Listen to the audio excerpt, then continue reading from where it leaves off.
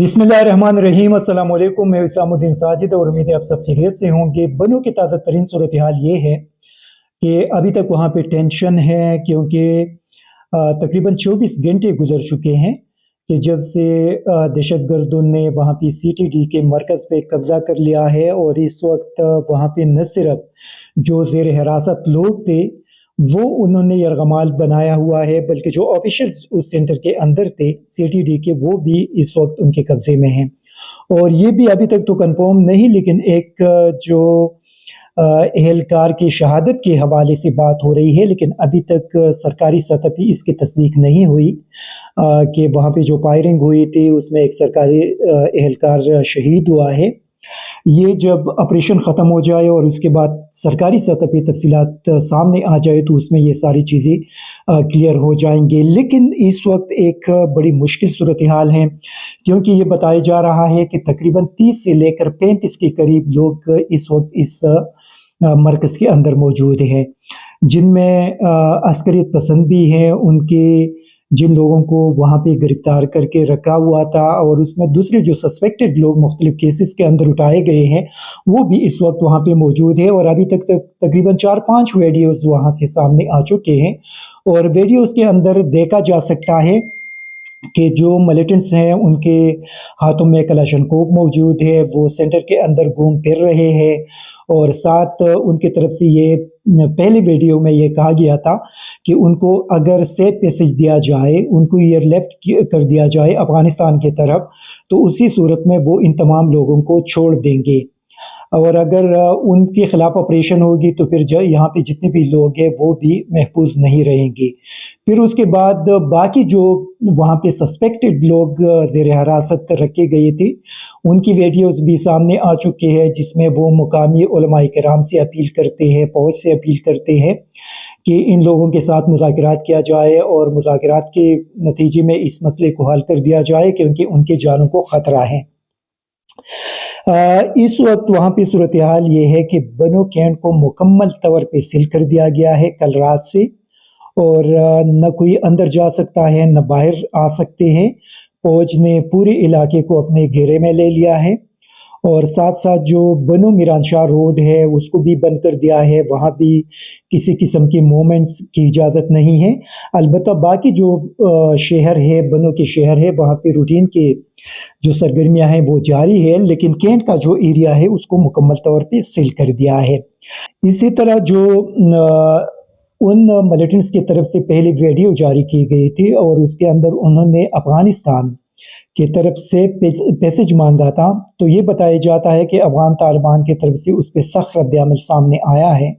और TTP को बताया गया है कि आप लोगों ने अफ़गानिस्तान को बदनाम कर दिया। और आप लोगों की वीडियो से ये ज़ाहिर किया जा रहा है कि आप लोग अफ़गानिस्तान की सरज़मीन इस्तेमाल कर रहे हैं। और उसी वजह से उनको एक सख्त पैगाम देने के बाद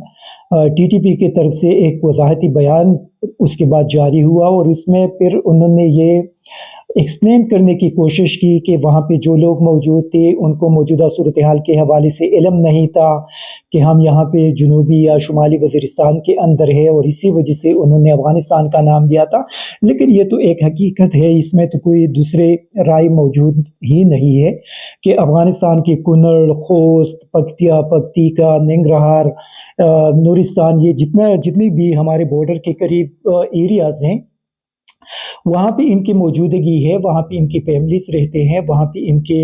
हाइडआउट्स है। तो जितनी भी पाकिस्तान के अंदर कार्रवाइयाँ हो रही है वो अफ़गानिस्तान की तरफ से ये बताया जाता है कि वहाँ से की जा रही है। और इस वीडियो ने तो एक किस्म की साबित भी कर दिया कि इनके वहाँ पे ठिकाने मौजूद है और इसी वजह से इन्होंने ये कहा था कि हमें वहाँ पे शिफ्ट कर दिया जाए। अगर ये काफ़ी अरसे से परख कर यहाँ पे मौजूद होते तो मेरे ख़्याल में CTD कभी भी इस किस्म के मोस्ट वांटेड लोग उनसे इन्वेस्टिगेशन के बाद उनको शिफ्ट कर दिया जाता है जेलों में।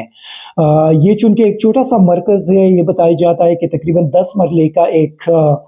मरकज़ है वहाँ पे, तो आप खुद ही इससे अंदाज़ा लगा सकते हैं कि कितने दिनों के लिए यहाँ पे लोगों को रखा जा सकता है इतने छोटे मरकज़ में। तो इसी वजह से यहाँ पे जितने भी लोग मौजूद थे शायद कि उनको अभी یا 1 یا 2 مہینے پہلے یا کچھ دن پہلے گرفتار کر کے یہاں پہ لایا گیا تھا ان کو انویسٹیگیشن کرنے کے لیے۔ لیکن اس وقت بنوں کے اندر ایک بہت ٹینشن ہے، لوگوں کے اندر بہت زیادہ خوف و ہراس ہے، اور آج شمالی وزیرستان کے اندر میران شاہ میں ایک خودکش حملے کی بھی اطلاعات سامنے آئے ہیں کہ وہاں پہ ایک خودکش حملہ ہوا ہے اور ایک سیکیورٹی فورسز کی گاڑی کو نشانہ بنایا گیا ہے، لیکن ابھی تک سرکاری سطح پہ اس کی تصدیق نہیں ہوئی کہ اس میں کیا کچھ کیجوالٹیز ہوئی ہیں نہیں ہوئی اور کس قسم نقصانات اس کے اندر ہوئی ہے۔ یہ تو جب ISPR بیان جاری کریں گے تو اس سے پھر یہ ساری چیزیں کلیئر ہو جائیں گے، لیکن اسے آپ اندازہ لگا سکتے ہیں کہ جو شمالی وزیرستان، جنوبی وزیرستان، بنو، لکی مروت، ڈیائی خان، اسی طرح باجوڑ اور یہ جو سابقہ قبائلی علاقے ہیں اور یا جو سٹل ڈسٹرکٹ ہے، وہاں پہ صورتحال بڑی تیزی کے ساتھ خراب ہو چکی ہے اور وہاں پہ دھماکوں میں اور حملوں میں بہت زیادہ اضافہ ہو چکا ہے۔ اس کے ساتھ ساتھ اگر آپ دیکھ لیں تو ابھی تک اس پورے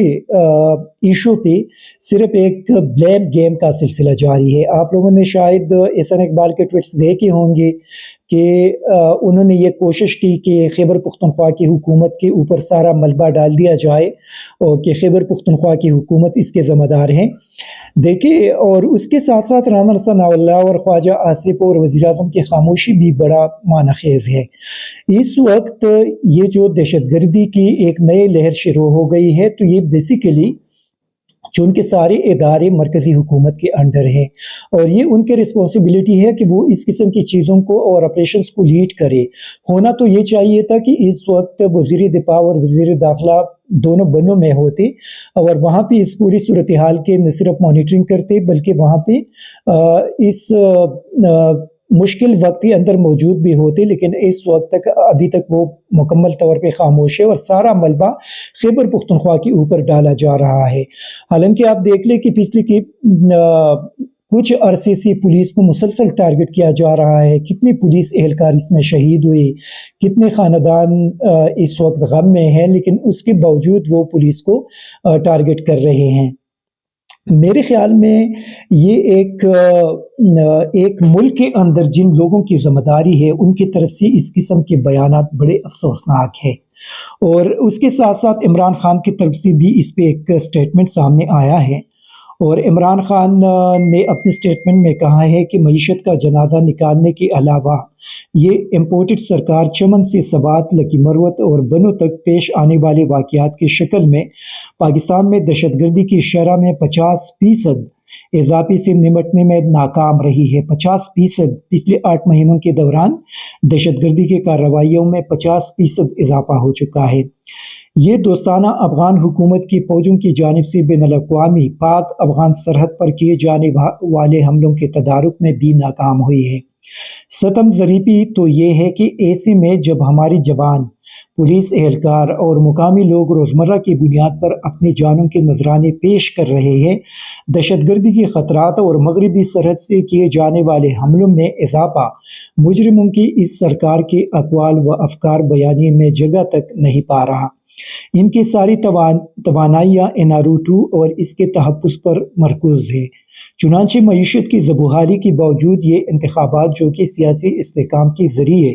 معیشت مستحکم کرنے کا واحد کلیہ ہے کہ انعکاس سے گھبرا رہے ہیں۔ یہ بیسیکلی عمران خان کا بیان ہے، اور یقینی طور پہ اس وقت اگر آپ دیکھ لیں تو ان کا سارا فوکس پنجاب پہ ہے کہ پنجاب اسمبلی کو کس طرح بچایا جائے۔ اس وقت آپ کے ملک کے اندر سیکیورٹی کی ایک گمبھیر صورتحال پیدا ہو چکی ہے، اور آپ ساری PDM کی جو قیادت ہے وہ پنجاب کے اندر لوگ بیٹھے ہوئے ہیں، ان کے وزراء ساتھ بیٹھے ہوئی ہے اور یہ سوچ رہی ہے کہ پنجاب اسمبلی کو کس طرح بچایا جائے گا۔ خیبر پختونخوا کے اندر ایک بدترین صورتحال بن چکی ہے۔ خیبر پختونخوا کے لوگوں کے اندر خوف و ہراس پیدا ہو چکا ہے۔ خیبر پختونخوا کے اندر دہشت گردی کی کارروائیوں میں اضافہ ہو چکا ہے، اور یہ لوگ اس وقت ان کا سارا فوکس اپنی صوبائی اسمبلی کو بچانے کی فکر میں لگا ہوا ہے۔ تو یہ میرے خیال میں بڑے گمبھیر قسم کی صورتحال ہے، بہت زیادہ خطرناک قسم کی صورتحال ہے۔ اسی وجہ سے میرے خیال میں جو صورتحال نظر آ رہی ہے اور دیکھیے یہ پاکستان ہم سب کا ہے اور یہ مرکزی حکومت کی ذمہ داری ہے کہ وہ سیکیورٹی کے جو بگڑتی ہوئی صورتحال ہے اس کو کنٹرول کر سکے. یہ ان کی ناکامی ہے. جو 50% اگر دہشت گردی کے واقعات میں پچھلے 8 مہینوں کے دوران اضافہ ہوا ہے تو اس سے آپ اندازہ لگا سکتے ہیں کہ یہ پی ڈی ایم حکومت کی ناکامی ہے اور اس کے ذمہ دار وہ ہے کیونکہ پچھلی حکومت کے اندر تو صورتحال بہت زیادہ بہتر ہوئی تھی, امن و امان بہت زیادہ بہتر تھی, ٹورزم بحال ہوا تھا, لوگوں کے کاروبار بحال ہوئے تھے. ابھی ان کے آنے کے بعد سیکیورٹی اور معاشی صورتحال دونوں تباہ ہو چکی ہے. پولیٹیکل صورتحال تو آپ ان کے سامنے ہے. تو یہ ملک کے اندر جو طاقتور لوگ ہیں ان کو چاہیے کہ پوری طور پہ اسٹیبلٹی لے کر آئے اور ایک ایسی حکومت یہاں پہ قائم ہو جائے جن کے پیچھے عوام کا سپورٹ ہو اور وہ اس صورتحال کو کنٹرول کر سکے. فرض کرے اگر اس کو کنٹرول نہیں کیا جاتا تو پاکستان کے اندر میرے خیال میں اس وقت جو ہماری اکانومی کی صورتحال ہے ہم اس کے قابل نہیں ہوں گے کہ مزید آپریشن لانچ کرے اور ان آپریشن کے لیے ہمارے پاس اتنا پیسہ بھی نہیں ہوگا. اسی وجہ سے اس کا ایک بہترین حل یہی ہے کہ پوری طور پہ الیکشن کی طرف چلے جائے اور اس صورتحال کو کنٹرول کرنے کے لیے ایک مضبوط حکومت کو آنے دیا جائے کیونکہ اس کے بغیر کوئی دوسرا راستہ موجود نہیں ہے.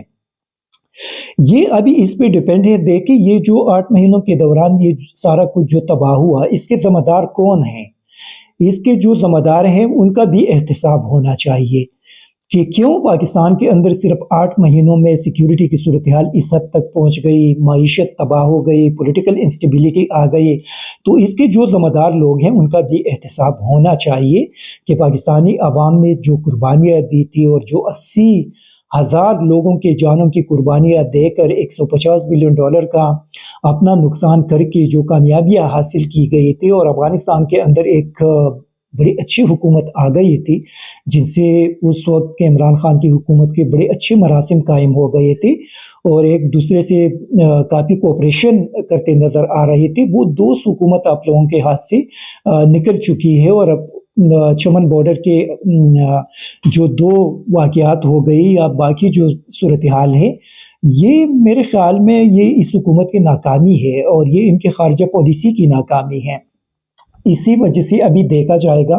کہ بنوں کی یہ جو صورتحال ہے کتنے دیر میں مزید